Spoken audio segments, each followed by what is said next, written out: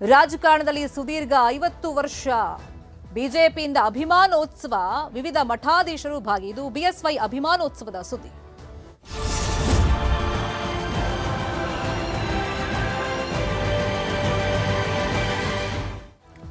ನಾಡಿದ್ದು ಅಂದ್ರೆ ಮೇ 9ನೇ ತಾರೀಕು ಚಿತ್ರದುರ್ಗದಲ್ಲಿ ಬಿಎಸ್ವೈ ಅಭಿಮಾನೋತ್ಸವಕ್ಕೆ ಎಲ್ಲಾ ತಯಾರಿಗಳಾಗ್ತಾ ಇದೆ. ಕಾರ್ಯಕ್ರಮಕ್ಕೆ ದಾವಣಗೆರೆ ಜಿಲ್ಲೆಯಿಂದ ನೂರಾರು ಬಸ್ಗಳ ವ್ಯವಸ್ಥೆಯನ್ನ ಮಾಡಲಾಗಿದೆ.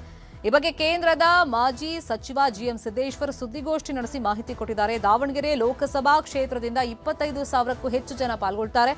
ಯಡಿಯೂರಪ್ಪ ಸಂಧ್ಯಾ ಸುರಕ್ಷಾ ಸೇರಿ ಹಲವು ಯೋಜನೆಯನ್ನ ಕೊಟ್ಟಿದ್ದಾರೆ. ರೈತರಿಗೆ ಶೂನ್ಯ ಬಡ್ಡಿ ದರದಲ್ಲಿ ಸಾಲ, ರೈತರ ಸಾಲ ಮನ್ನಾ ಮಾಡಿದ್ದಾರೆ.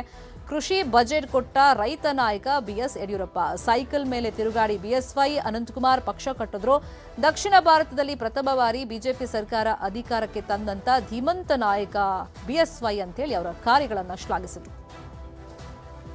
ದೇಶದಲ್ಲಿ ಕಂಡರಿದಂಥ ನಾಯಕರು, ರೈತರ ನಾಯಕರಾದಂಥ ಯಡಿಯೂರಪ್ಪನವರ ಅಭಿಮಾನೋತ್ಸವ ಕಾರ್ಯಕ್ರಮ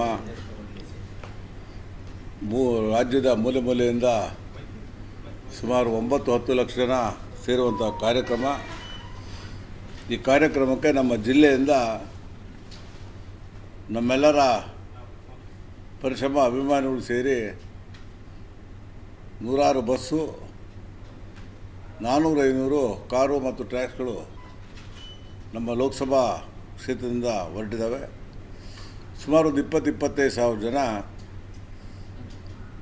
ನಮ್ಮೆಲ್ಲರ ಪರವಾಗಿ ಈ ಒಂದು ಕಾರ್ಯಕ್ರಮದಲ್ಲಿ ಭಾಗವಹಿಸ್ತಾರೆ. ಸೈಕಲ್ ಮೇಲೆ ಓಡಾಡಿ ಪಕ್ಷವನ್ನು ಅವರು ಅನಂತಕುಮಾರ್ ಕಟ್ಟಿ ಬೆಳೆಸಿ ಮೊದಲನೇ ಬಾರಿಗೆ ದಕ್ಷಿಣ ಕರ್ನಾಟಕದಲ್ಲಿ ಭಾರತೀಯ ಜನತಾ ಪಕ್ಷವನ್ನು ಅಧಿಕಾರಕ್ಕೆ ತಂದಂಥ ಧೀಮಂತ ನಾಯಕ.